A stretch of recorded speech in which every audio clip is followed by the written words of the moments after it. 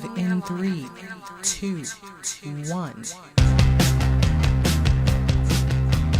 3, 2, 1. 3, 2, 1. Vlog, January 3rd, 2026. I have recorded an episode for the Vanessa the Vivacious show, and I'm going to edit here in real time, see if we can push it out. And then again, just go over those of which I do and don't like. Now, this was not intended to be there, but it is. I accidentally recorded in the wrong studio, so I can't access those assets to my knowledge. We'll find out here soon. But this is the recording. Automatically, my point against Riverside is that there is not a very seamless transition here. You can see it says you can add a section, we can record, we can add edits. Is that a transition? Ooh, there is a transition. Oh my, oh my goodness. Oh my goodness. Let's see what that looks like. Okay, Riverside, you got your point back. But let's take a look at these captions because I do not love them at all. So I'm going to go over to our captions friend on the right side, and I'm going to find something that I love. And my go-to one is the top preset, only because it allows you to use rainbow colors, and I love all colors, so I'm going to do that, to use my rainbow. And then typically I am an advocate for one line only, just because it makes it a little bit easier to follow. And then I'm going to go small because it's not really necessary, but some people might like it, so we'll keep it. Now, as I said, I opened up the wrong studio, so I don't have all the assets here, but I'm going to take this off since it's not a Humanity 2.0 episode. And then if you are already familiar with brand, it is very important that you go and set that up because it will set you up for success. I do like this about Riverside. Similar to, I believe, Adobe Express, it'll let you create your own brand, and you can include logo, color palettes, titles. It'll let you save whatever text style you prefer. You can have a design for background, captions, and then you can upload your intro and outro. Mind you, you do probably need to clean them up post-production wise in another software, whatever that is for you. For me, it's Adobe Premiere. And then go ahead and upload them so that way it'll be a seamless transition.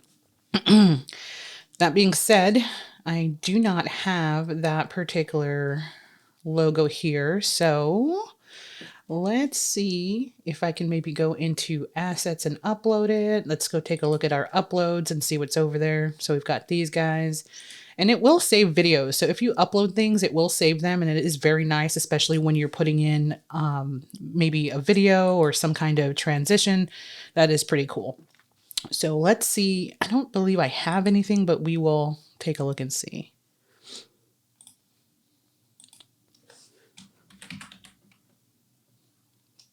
Oh, there's a show card. That's cool. All right. We can upload that as my little calling card logo thing because it is Vanessa the Vivacious show. So let's go ahead and make it smaller. It'll be bigger once we publish, and of course we're putting it up in the corner, very much like a news crew.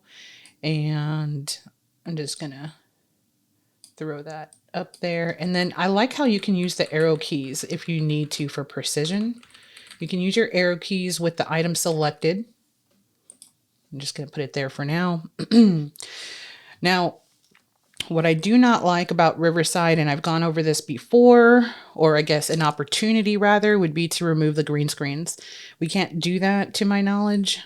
I'm going to see if we can. No, that's not what I want. Let's just find out. Corners, all right. Backgrounds.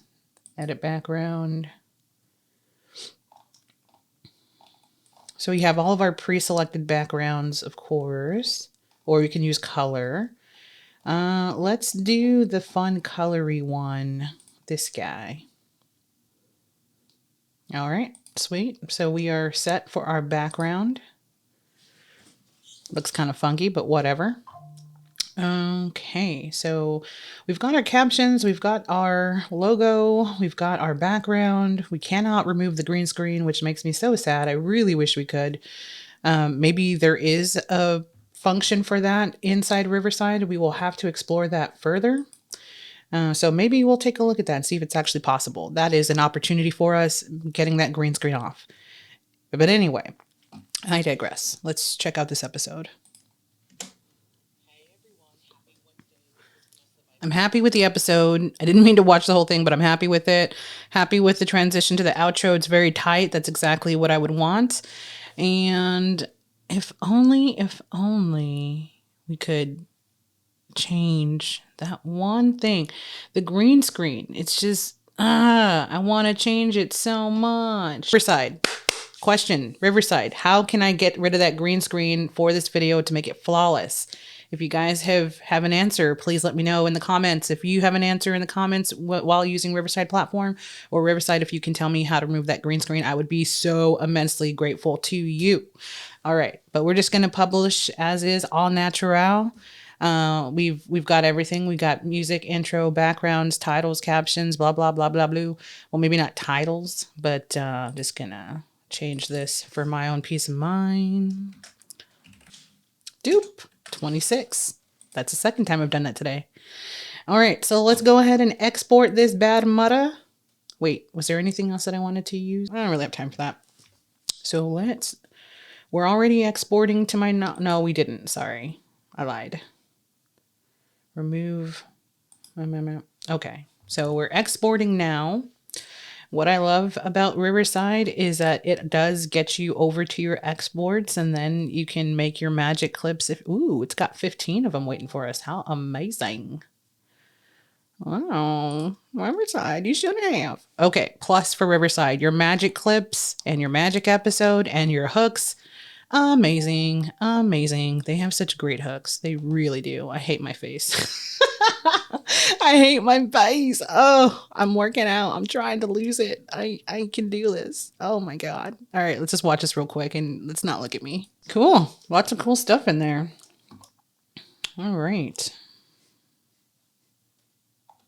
I just may take some of this.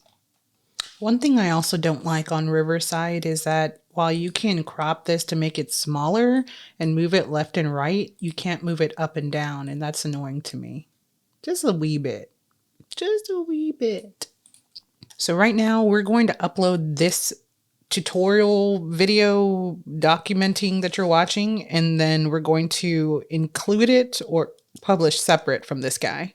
But that's what we're going to do. So be back shortly. View the results. Thank you for watching. This is Vanessa the Vivacious signing off, saying be a good human and be vivacious.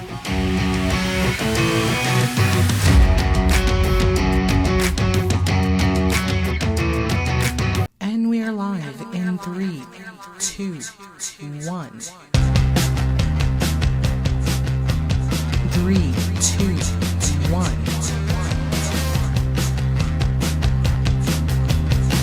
3, 2, 1.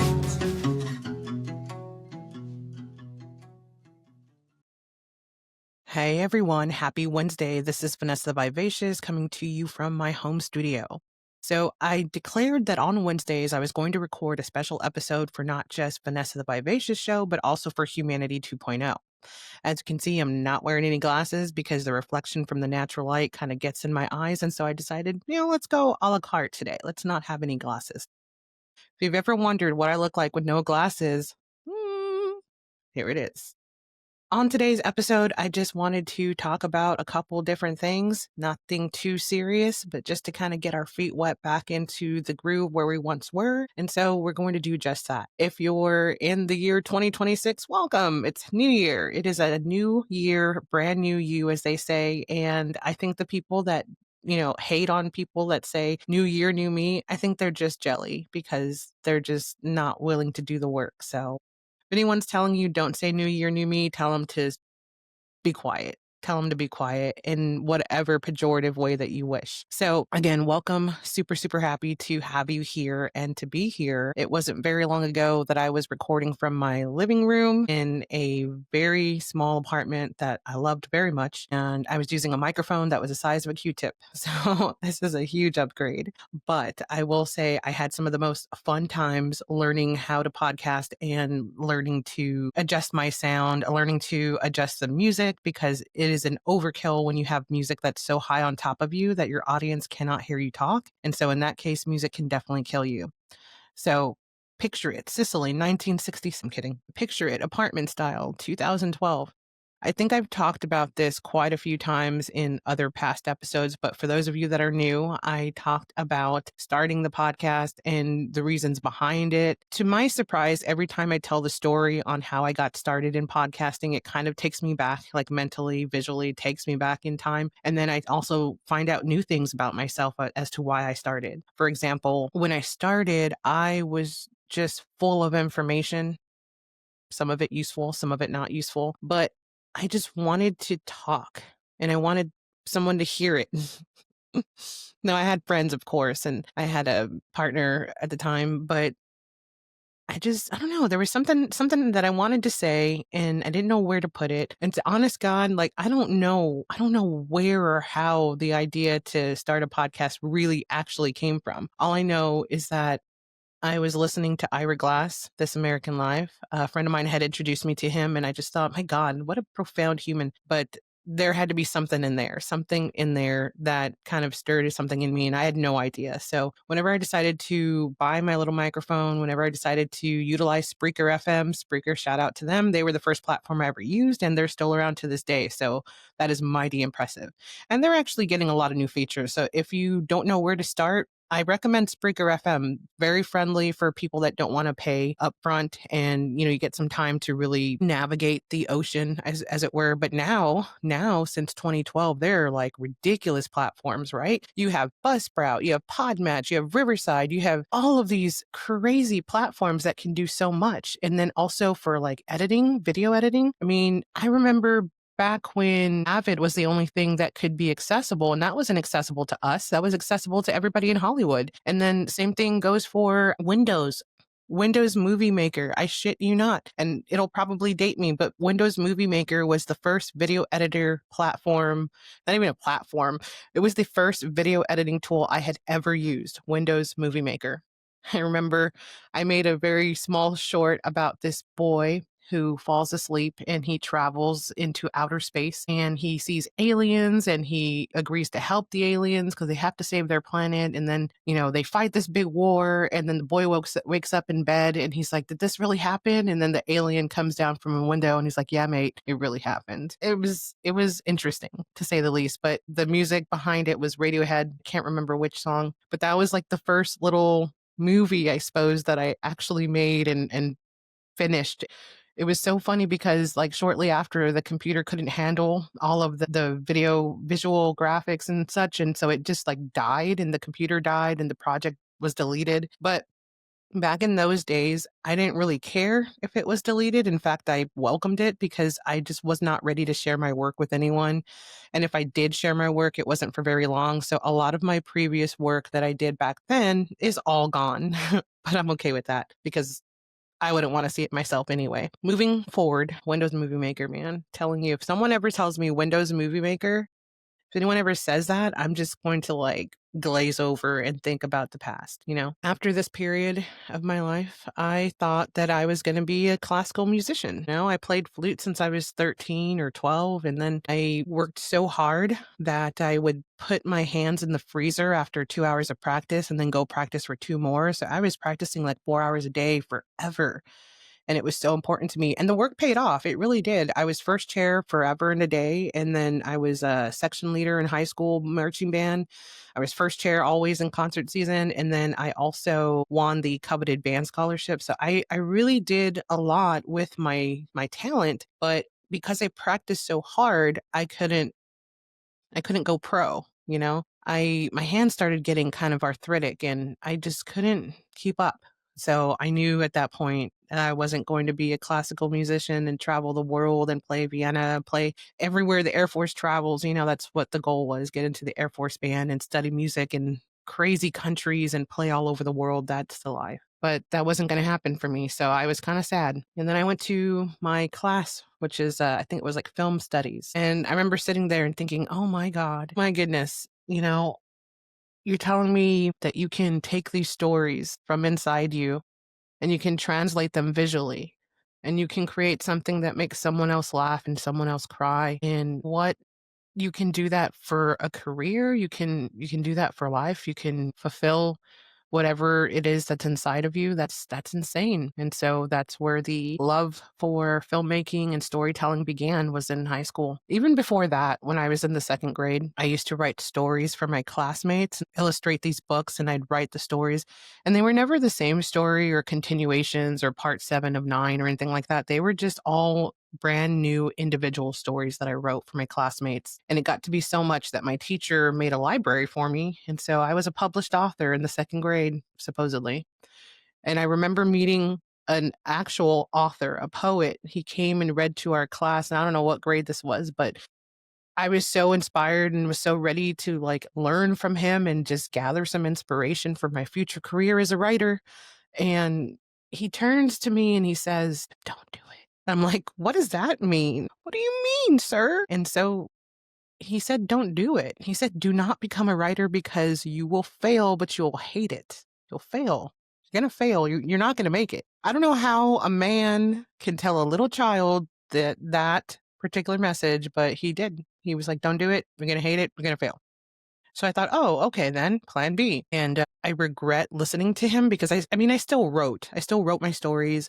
I didn't really listen all that much. I listened to the part of him that said, don't do it as a career, but I didn't listen to the part of him that said, don't do it. So I kept on writing. I wrote plays. I wrote stories, wrote poetry. Poetry is one of my most favorite things to write. And then I ended up having a poem go to a competition, and I got to attend this competition, and it was really cool to be acknowledged as a writer. And then just moving forward from that, writing stories wherever I could, and then not really putting the dots together that eventually writing would become part of me, and then it would become part of this film process that's unfolding every single day. And in college, or at least in one of my college classes, I found that it was very simple for me to put out a script because I had the perfect surroundings, right? It was quiet, no one was bothering you, and that was the task at hand, was to put out a script for some picture that you just looked at or something of that nature. And I was so quick to just breathe out and just release whatever it was. I could write a story in minutes, and I was just so excited. And so, like, in this college environment, where I sometimes attend classes because life gets busy. I get projects, I get called out on gigs, travel the country for 4 years, sure. And in these classes, they're just so special. So let me tell you something. Back in 2002, I started college, right? I went to TCU, independent, the private university, right? And everything started off really good, but then reality came into the picture where I ran out of money during my second year, got very sick, and had to go home. As a first generation college student, that's very upsetting. It's ridiculously upsetting and heartbreaking. And so I went home with my tail between my legs, and then I did amazing things after that, but I'll never forget what it felt like to fail at education as a first generation college student. I worked so hard through high school, waiting tables to get to where I was, and I just wasn't there. So I was so sad. I had grants, scholarships, loans, I had everything. I worked so hard in school that I think I graduated like number 6 or number 9 out of 626. So I was literally in the top 1%. But I worked my ass off for that, and I did marching band, ROTC, national. I did everything. I barely slept, but I did everything I possibly could. And so when people ask you if there is any part of high school that you wish you relived, or if there is anything you wish you would achieved when you were in high school, or that you wish you would have did, I say heck to the no. Like, absolutely nothing. There is nothing that I didn't do. There is no rock that I didn't turn over. There's no rock that I didn't throw into the water at the crazy parties. I did everything because that's just been part of my life. My vivaciousness, which I got that in college, the nickname. But the vivaciousness lived in me far beyond I even knew what it was. And I'm thankful for that. Got me in a bit of trouble, but I'm thankful for it. Moving forward, these college classes. So TCU left, and then I had this transcript that it cost me $8,000 to get it released from TCU. I could not transfer to any other school, and it was so sad. Oh my God, I was so pissed. So there goes, 15 years, I believe, give or take. And I worked retail, I worked customer service. I did all these things that were okay, but they were not my final destination. And I knew that. Do you ever work in some place where you're like, you know what, the people are cool, the work is cool, but in here it's not cool. Something's missing. And you have this dread that's basically telling you, like, it's really cool that you're meeting these people and you're here right now, but you're not going to be here forever. You're not going to be here next year. You're not going to see Susie's baby come next year.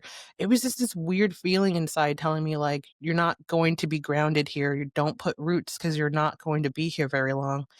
And it was true. I mean, I get bored, and when I get bored, I get in trouble. I tend to, do more creative things as opposed to the work at hand, and so that definitely got me in trouble at times, but I was always the one that they would call to talk to customers and to smooth out a situation because I could always see the rational side of things, and regardless of every single thing that I've lived through, I've always been a very positive, humble person and just in love with life and humanity still. Even though I almost died multiple times and at the hands of others, I still believe in humanity, which is crazy. So the reason why I keep bringing up these college classrooms is because the local college that I went to 15 plus years later changed my life.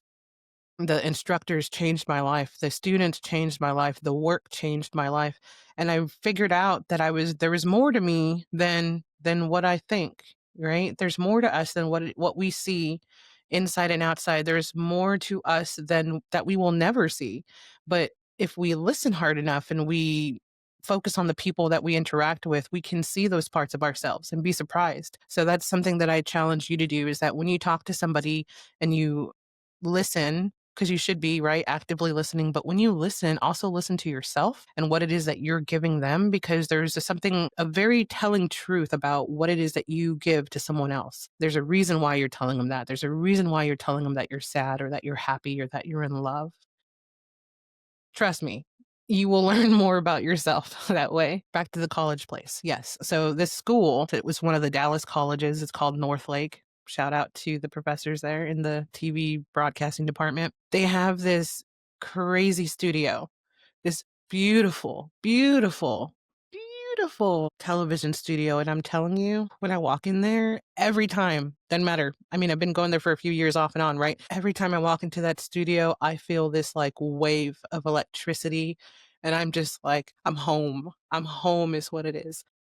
And it's just amazing. It's like when you walk onto a sound stage, when you walk onto the theater stage, when you walk onto a concert stage, which I have many times, and the feeling that you get when you project your music from your soul into the audience, and it's just, whew, it's fire.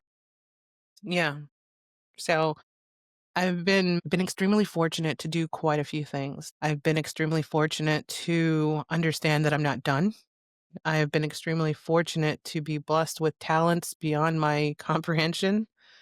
And I've also been blessed to understand that humanity matters and that you matter and that my whole heart is with all of you all the time. If you're aware or not, totally is. I don't even know. I don't even have to know you.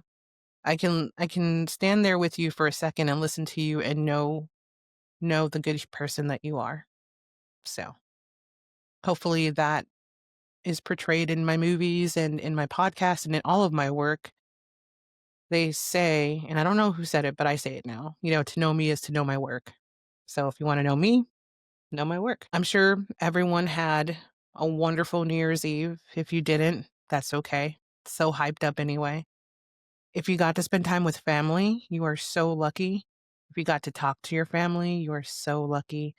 And for those of you that don't have family, I'll be your family. I'll send you text messages and cute kitten videos. Feel free to email me or message me on social at Vanessa. Email is vanessathevivacious@gmail.com. Yeah, shoot me a message if you want to chat. I'm always down for new friends. Always down for humanity.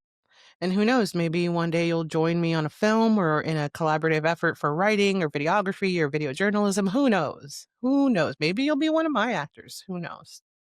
Or maybe you will just be an amazing human that I get to connect with and share stories with, which is also very cool. So what's next? Well, the whole conquering the world is next. Bringing Humanity 2.0, that's next. When I started Humanity 2.0, I had just taken a year off. Well, I did it